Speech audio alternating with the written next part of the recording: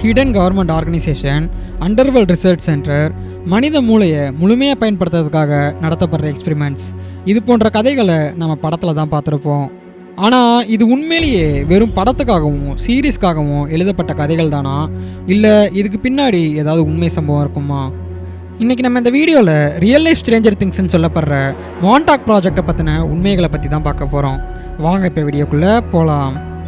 நம்ம சேனலுக்கு இங்கே புதுசாக இருந்தால் கீழே இருக்கிற ரெட் கலர் சப்ஸ்கிரைப் பட்டனை ப்ரெஸ் பண்ணிவிட்டு அப்படியே பக்கத்தில் இருக்கிற பெல் ஐக்கானையும் ப்ரெஸ் பண்ணி வச்சுக்கோங்க. அப்போ தான் நம்ம போடுற அப்டேட்ஸ் உங்களுக்கு உடனே கிடைக்கும். கடந்த 1970ஆம் ஆண்டு காலகட்டத்தில் நியூயார்க்கில் உள்ள மான்டாக்ன்ற கிராமத்தில் கவர்மெண்ட்டோட ஒரு டாப் சீக்ரெட் ப்ராஜெக்ட் நடத்தப்பட்டதாக சொல்லப்பட்டு வருது. இந்த ஒரு ப்ராஜெக்டை தான் மான்டாக் ப்ராஜெக்ட்னு சொல்லி எல்லாரும் குறிப்பிடுறாங்க. இந்த ப்ராஜெக்டோட நோக்கம் என்னென்னா, mind control, time travel, teleportation மற்றும் ஏலியன்ஸ் போன்ற விஷயங்களை கண்டுபிடிக்கிறது தான்.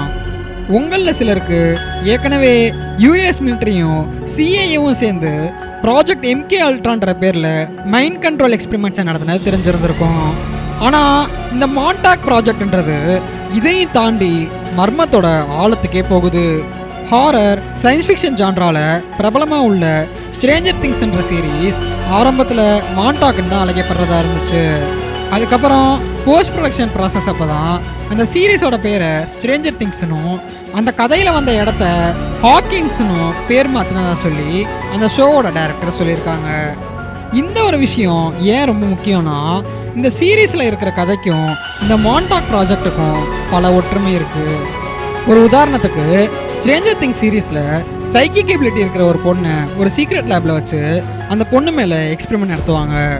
அதே மாதிரி இந்த மான்டாக் ப்ராஜெக்டில் சைக்கிக் எபிலிட்டி இருக்கிற பசங்களை கூட்டிகிட்டு போய் அவங்களுக்கு ட்ரைனிங் கொடுக்கப்பட்டதா பிரஸ்டின் நிக்கல்ஸ்ன்ற ஒரு நபர் அவர் வெளியிட்டிருந்த புத்தகத்தில் தெரிவிச்சிருக்காரு. அப்படின்னா இந்த மாதிரி எக்ஸ்பெரிமெண்ட்லாம் பண்ணுறதுக்கு உண்மையிலே ஏதாவது சீக்ரெட் ஆர்கனைசேஷன் இருக்குமா? அப்படி இருந்தால் இன்னும் வேறு என்னென்னலாம் அவங்க நம்மக்கிட்ட வந்து மறைக்கிறாங்க? இந்த மான்டாக் ப்ராஜெக்டை பற்றின இன்ஃபர்மேஷனை முதல்ல வெளி உலகத்துக்கு சொன்னது பிரஸ்டின் நிக்கல்ஸ் தான். இவர் இந்த ஒரு ப்ராஜெக்டில் ஒரு ரிசர்ச்சராக இருந்ததாகவும், இந்த ஒரு ப்ராஜெக்டில் mind control experiments, time travel, teleportation, memory altering மற்றும் ஏலியன்ஸ் போன்ற விஷயங்களை ஆய்வு செஞ்சுக்கிட்டு இருந்ததாகவும் சொல்லி குறிப்பிட்டிருக்காரு. ஒரு சில டீக்ளாசிஃபைட் டாக்குமெண்ட்ஸ் படி இவர் சொல்கிறதெல்லாம் உண்மைதான்ட்டு சிலர் குறிப்பிடுறாங்க. ஆனால் இது எந்த அளவுக்கு உண்மைத்தன்மை வாய்ந்ததுன்ட்டு யாருக்கும் தெரியாது. இந்த மான்டாக் ப்ராஜெக்டில் ஒரு முக்கியமான ரிசர்ச்னு பார்த்தா அதை தி மான்டாக் சேர்ன்னு தான் பலரும் சொல்கிறாங்க.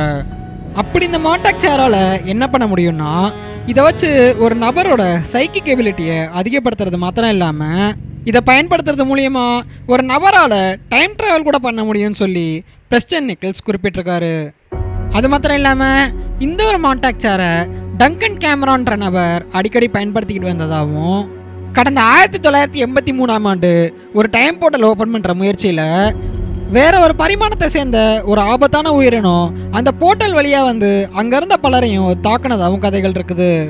இதை கேட்குறதுக்கு நம்பும்படியாக இல்லைனாலும் யூஎஸோட கிளாசிஃபைட் டாக்குமெண்ட்ஸான பென்டகன் பேப்பர்ஸில் இந்த ஒரு சம்பவம் பதிவு செய்யப்பட்டிருக்கு.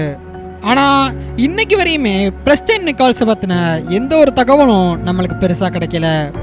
என்னதான் அவர் தன்னைத்தானே மான்டாக் ப்ராஜெக்டில் ஒரு ரிசர்ச்சராக இருந்ததாகவும், சைக்கிக் மற்றும் பேராசைக்கிக் ஸ்டடீஸில் அவர் தேர்ச்சி பெற்றவர்னு சொல்லிக்கிட்டாலும் அதை நிரூபிக்கிறதுக்கு எந்த ஒரு தடயமும் இல்லை. யூஎஸ் கவர்மெண்ட் இந்த ஒரு சம்பவத்தை எப்போவுமே ஒரு பொய்யான குற்றச்சாட்டை தான் சொல்லியிருக்காங்க. அப்படி அந்த மான்டாக் ஏர்ஃபோர்ஸ் பேஸில் என்னதான் இருந்திருக்கும்? இன்னைக்கு இந்த ஒரு இடம் கைவிடப்பட்டிருந்தாலும் இந்த இடத்துக்கு மக்கள் யாரும் போகிறதுக்கு அனுமதி இல்லை. அப்படி இந்த கவர்மெண்ட் மக்கள்கிட்ட இருந்து என்ன மறைக்கிறாங்க? ஸோ இதை பற்றி நீங்கள் என்ன நினைக்கிறீங்க? இந்த மான்டாக் ப்ராஜெக்ட்ன்றது உண்மைதானா, இல்லை இது வெறும் ஒரு கான்ஸ்பிரசி தியரியா? ஸ்ட்ரேஞ்சர் திங்ஸ் போன்ற சீரீஸ் நம்ம பார்க்குறது வெறும் கற்பனை கதை தானா, இல்லை அதில் ஏதாச்சும் உண்மை அடங்கியிருக்குமான்ட்டு நம்மளை கேள்வி கேட்க வச்சுருக்குது. உங்களோட தாட்ஸ் என்னென்னு கீழே கமெண்டில் போஸ்ட் பண்ணுங்கள்.